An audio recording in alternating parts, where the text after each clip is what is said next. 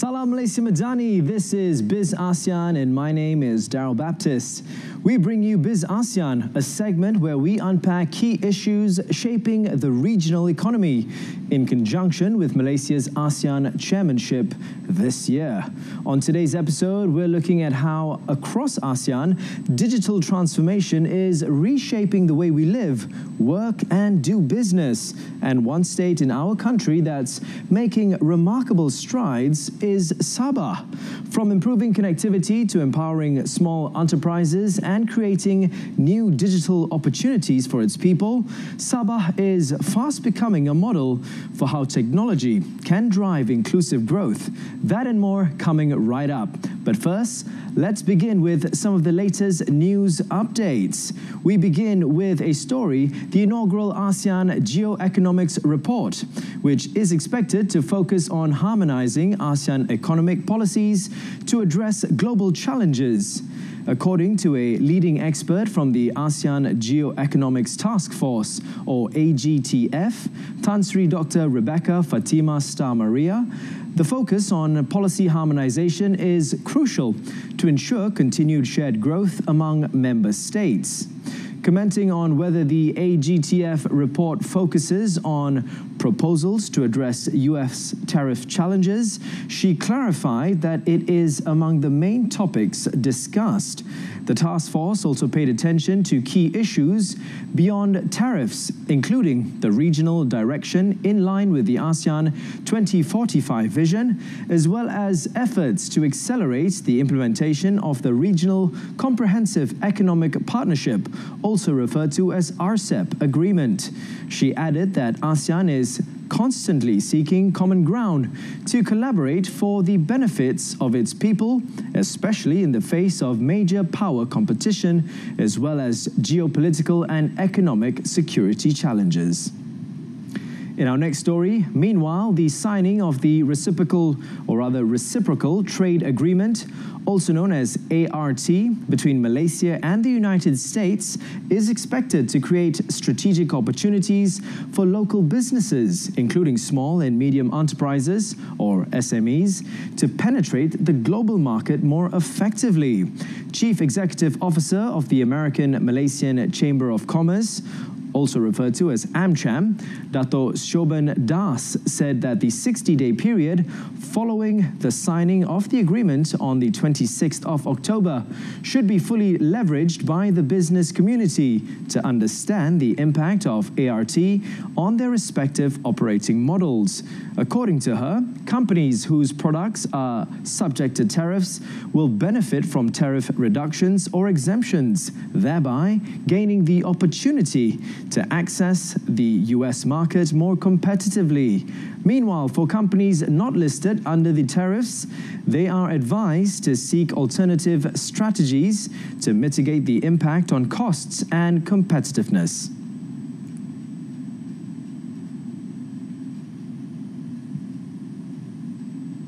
Now, don't forget, we are lower in some respects, depending on which country you're competing against, your competition lies. But we are also ahead of the game. We're one of the first out of the box. So this is an advantage for Malaysia to be able to, with certainty, know its tariff line is going to be at a certain level, 19%, and then build from that. In the context of SMEs, Dato' Sioban emphasized that the ART agreement will not adversely impact local companies. Instead, it opens the door for them to enhance product quality, expand exports to the US, and forge strategic partnerships with international companies. Now moving on to Market Watch. Most ASEAN stock markets opened mixed today, with Bursa Malaysia opened slightly higher as investors remained watchful amid mixed signals from global markets. For the ASEAN stock market analysis, let's follow the report from Muhammad Shakil Haziq Muhammad Zubil, a remiser from the Malaysian Bumiputra Remiser Association, also known as Pre-Bumi.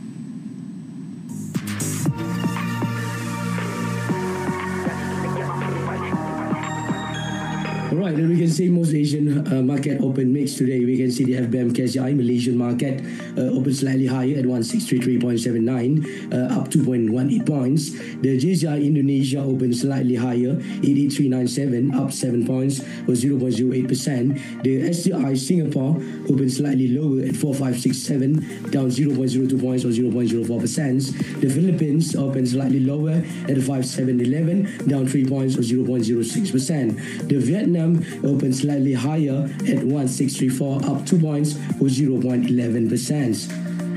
As we can see, Wall Street traded higher overnight as optimisms grew that the US government shutdown is coming to an end. And we see the Dow Jones hits a fresh record while the S&P 500 stayed near all-time highs. And we can see bond yield ease as traders by the Federal Reserve could still cut rates in this December once official economic data resumes. Historically, markets tend to rally after the US shutdown ends.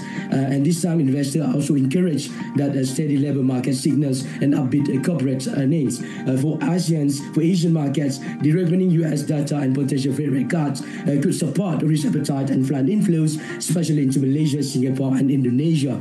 And low yields and a softer dollar would benefit regional currencies and export-driven sectors such as technologies and commodities. And however, volatility may persist in the short term as investors digest the delayed US data and inflation trends. Overall, we can say the end of the shutdown and dovish Feds outlook set a constructive tone for Asian equities heading into the year end.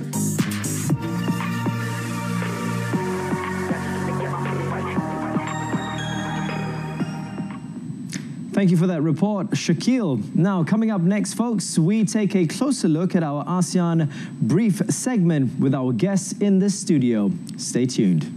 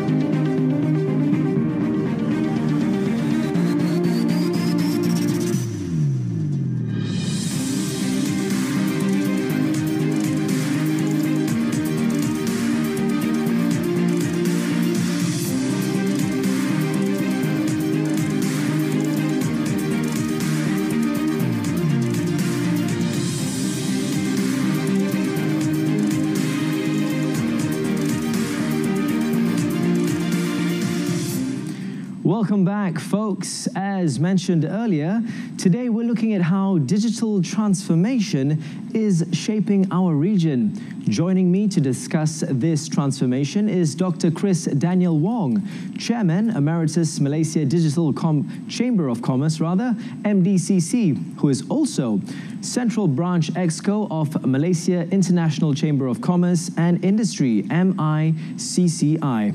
We'll be exploring how digitalization is changing industries, uplifting communities, and paving the way, particularly for Sabah's digital future. Welcome, Dr. Chris. Thank you for being here with us today. Well, thank you for inviting. Always a pleasure. Now, Doctor, let's begin with talking, before we look into Sabah, about the 47th ASEAN Summit that was held in Kuala Lumpur last month. In light of the outcomes of the summit, how do you see the momentum of ASEAN's digital agenda, particularly in the areas of digital economy, trade, and cooperation? Well, if you look at the recent concluded ASEAN Summit, definitely the momentum is very strong after the meeting. Many things has been discussed, especially in the field of integration of digital economy in the ASEAN bloc, harmonizing trade rules, and also enhancing regional cooperation. That is the three key pertinent matters that has been discussed during this summit. And I think personally, and I believe, moving on the momentum, key priority areas that the regional government has to look into is actually how can these three be translated into improving data security, digital payments, cross-border. Like for example, now you go to Touch and Go, for example, they're integrated with Alipay. All right. You can use a Touch and Go in Japan, Taiwan, and China and pay seamlessly. You know, when we go to China or Japan, we used to scramble and go and look for a money changer. That's right. But nowadays, with the traffic condition, you hardly had time to rush from A place to B place actually, just to get your money changed. Right. But Touch and Go actually helps a lot. Just this is one of the examples. And if you look at ASEAN, we have the 5 major economies which are pretty much developed. For example, Malaysia, Singapore, Thailand, Indonesia, and Philippines. But the rest of it, they're not so developed yet. So we are talking about interoperability. Where how can the 11 country, the 6 remaining country, especially Timor-Leste, right, and Laos, who is actually a bit behind, and Myanmar, can actually integrate into this. So the framework has to be there. Right. So when we're talking about digital integration, payment integration, we also talk about cybersecurity, what we call it, frameworks, in order to sustain the entire, what we call it, the digital economy framework of the region. Ecosystems. Yes. So with that, then we can deepening our collaboration with other East Asia countries, such as Japan, Korea, and China, and so forth. So the big picture is there. Now the relevant ministry have to work on the smaller details. So that's very important. Right. So it's just sort of, the puzzle has been sort of lined out for us. Now it's just piecing it all together to connect it all into one big picture. Okay. Now, given the commitments made at the summit, such as the fast-tracking of the ASEAN Digital Economy Framework Agreement, often referred to as DEFA, by 2026, how can DEFA promote cross-border collaboration and digital inclusivity within ASEAN, especially for Malaysia and its regional economies? Well, first thing first, when we trade, there must be trade rules. Okay. Right. The yesteryears where you do it manually, there are rules. The rules are all manual paperwork. You want to send something, for example, to Indonesia or Singapore, even though they are nearby, but there are custom rules. There are import excise tax rules. But how can this rule be digitalized? Right. So we also do have the ASEAN single window for ASEAN trade, whereby the customs actually use standardized, what we call it, import-exports, e-form. Okay. That you key in Malaysia, and then the other counterpart on the other side will receive the thing. So those are what we call digital trade rules. Okay, so we're making it more seamless. Yeah, seamless, and especially taxation. Actually, there are 2 forms of taxes: outgoing taxes and inbound taxes. Right. So again, taxes should be paid online. Then it will discourage what we call that corruption, leakages, and so forth. But moving from there, then you need to have data protection standards. Our PDPA in Malaysia may not work in Singapore. It may not work in Vietnam. So you need to have standardization. That's what I'm trying to say. Standardization of digital trade rules and also on data protection. And importantly, we are moving to digital IC. Now we have digital driving license. I went to JPJ. I tried to get a card. I mean, we are old school. We're still proud to carry a card around, see? A physical copy. But they say everything is a handphone app. But when your handphone run out of battery, I mean, so what happens then? What happens next? Right? So will our digital ID system be acceptable in other ASEAN countries? Right. Just take for example in Europe, across the European bloc (EU), what you have in France can be used in Belgium, and can be used in Poland and so forth. So the standards of their digital ID is seamless. In Europe, they only issue one card, which is driving license. Your driving license is equivalent to your national ID. Right. All right. But of course, when the UK divorce from EU, they will fall back onto their own standards. So the thing is that we are an ASEAN bloc, but we are not unified in the system. So that is a challenge. Right. The challenge is to how to unify the system so as a bloc we can move forward actually. That is what I mentioned just now, interoperable actually. Right? The integration is very important. And perhaps it may not happen now because things are so new to the other less developed ASEAN countries. Nothing wrong. They are playing catch up. Yeah. but can the 5 countries that I mentioned start the ball rolling, and then other will just follow suit?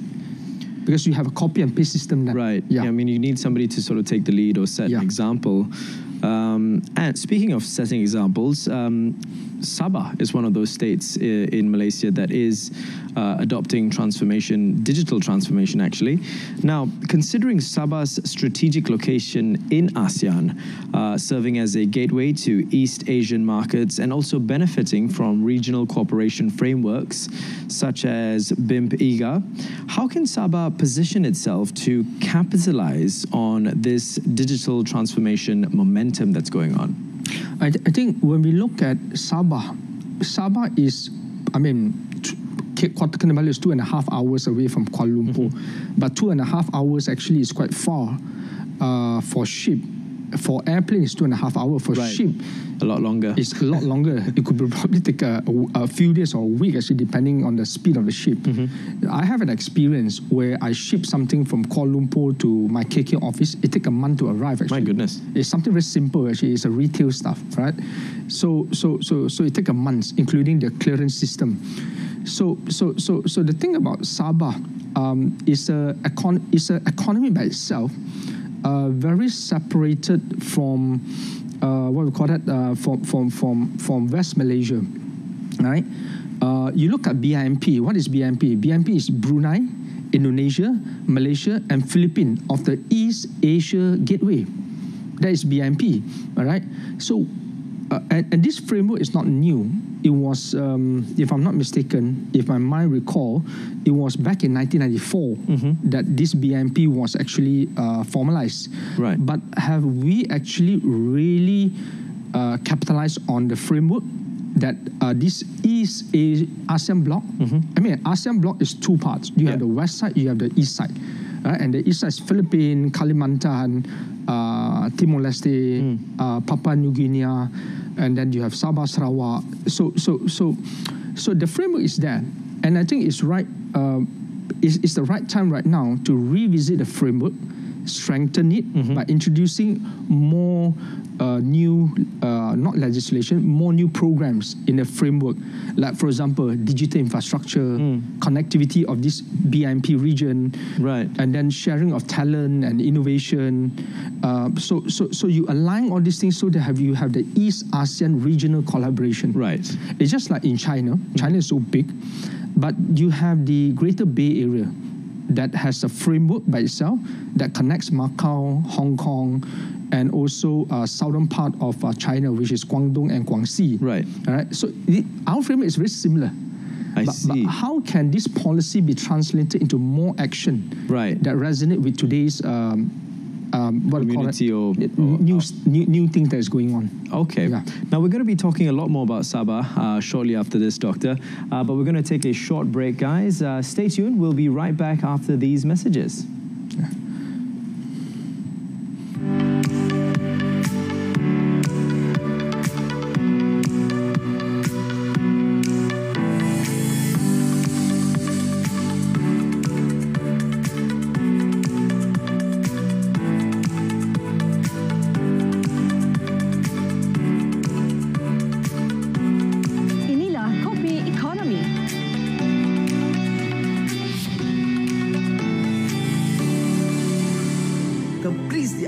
Family, reaffirming our shared destiny and deep sense of regional kinship.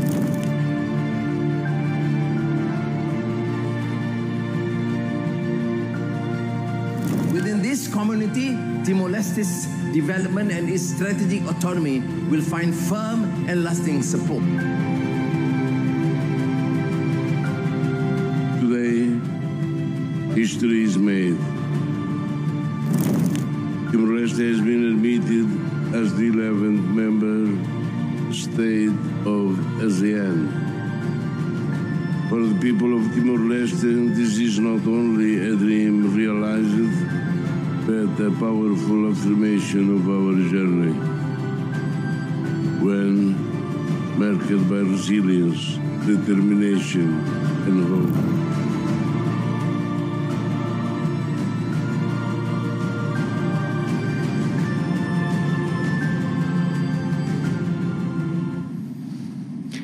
Welcome back, folks. We're here talking about the ASEAN digital transformation that's been going on recently, in particular in Sabah. I'm here with Dr. Chris Wong.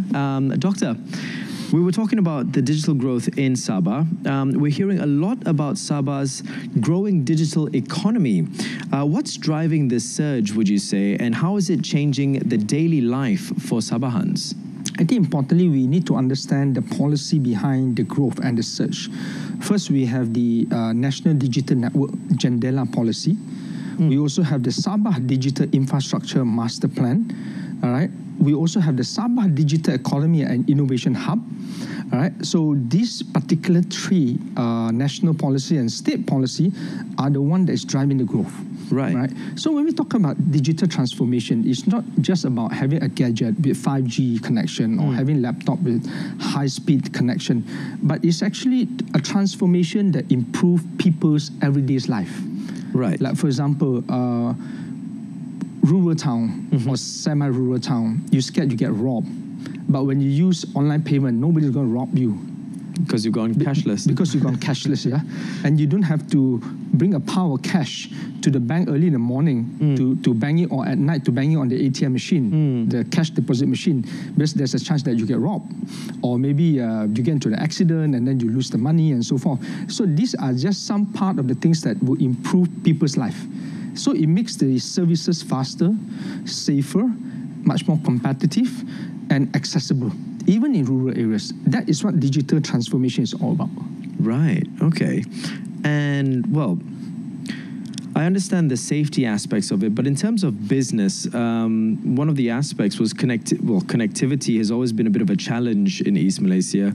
Are things really improving over there, and how is that sort of opening up new opportunities for communities outside of the city, particularly for maybe rural businesses or small SMEs?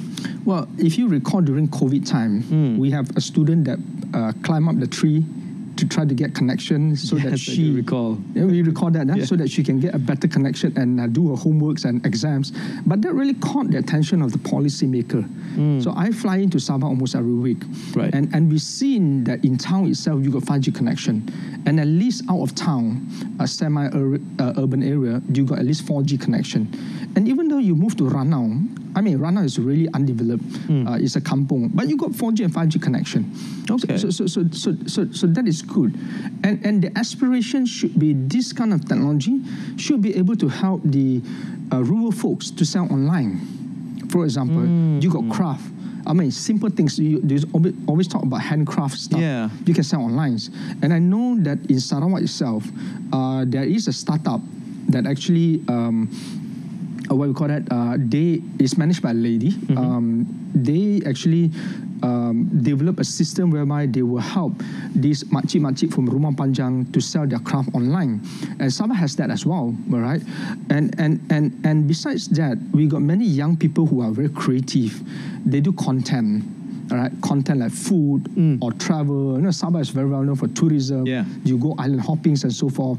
So these are the things that help them. If you take a boat out from KK jetty and 45 minutes or an hour, you still get 4G or 5G connection in those islands. Really? And it's instantly you can actually you can actually what we call that, do content creation and promote Sabah as a ecotourism destination or tourism destination. So that is what we talk about: digital marketing. We talk about e-commerce, content creation, and this is what will empower the young people to make a better living.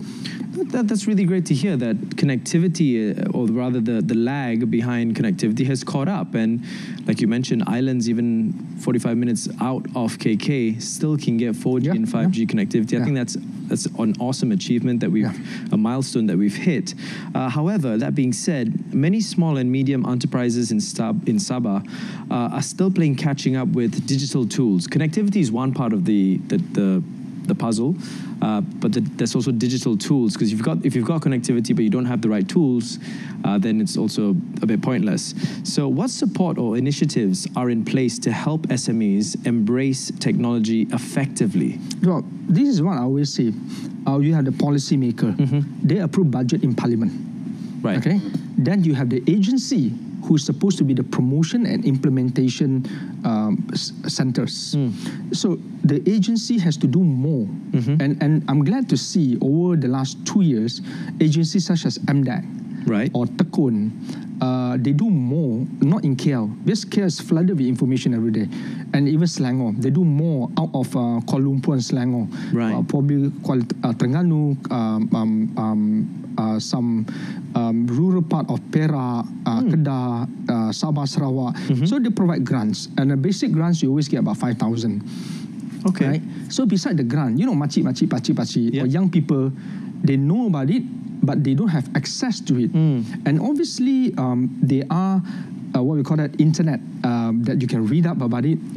But then there is no local office because it's too expensive to have a local office. And I always say this: work with the Ketua Kampung, work with the Adun, all right, your local elected representative, have more on-ground programs, all right, so that all this information and grant being channeled to the ground, all right, and those yesteryears we have what we call that, now they're rebranded. We have those Pusat Computer, Desa, all right, now they're rebranded. I've forgotten what it's called, but you still have that. Use that so that information have been channeled. Have a bi-weekly or monthly programs. It's not expensive anyway. All right, you don't even need to fly in people. You can do a virtual call. And then people just can connect from there. And then they will tell you, you masuk this click, you download the borang, you fill up the borang, and then you send and so forth. So all these things can be done seamlessly virtually. And nothing can stop because the connectivity is there. It's just the implementation is very important. Well, from what I hear you're saying is all you need is, connectivity is already there. All you need is a mobile device to access these websites, and then you're basically sorted because everything can be done online, like through virtual calls, as you mentioned. So just to add on, agencies such as MDAC, they may not have offices everywhere, but they can partner with Setia, Sabah Economic Development and Investment Authority, or SETCO, the Sabah State Development Agency. And then you partner with the local agency and actually roll out your programs. And I'm sure many people will appreciate and take up. So that is how you empower the rural community and the young people in Sabah.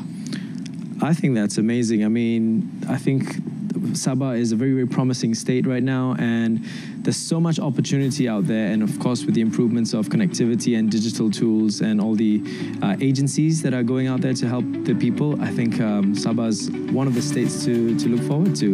Especially in this state election. Yes, exactly, with all that coming up too. Thank you so much for your time today, Doctor. That was a great chat. Thank you for sharing your insights. You're welcome. Well, there you have it, folks. Sabah's digital journey shows how technology can truly empower people, grow businesses, and connect communities, all while setting an inspiring example for the rest of ASEAN. Well, my name is Darryl Baptist, Malaysia Madani, and thank you all for watching. We'll see you all next time. Thank you and good day.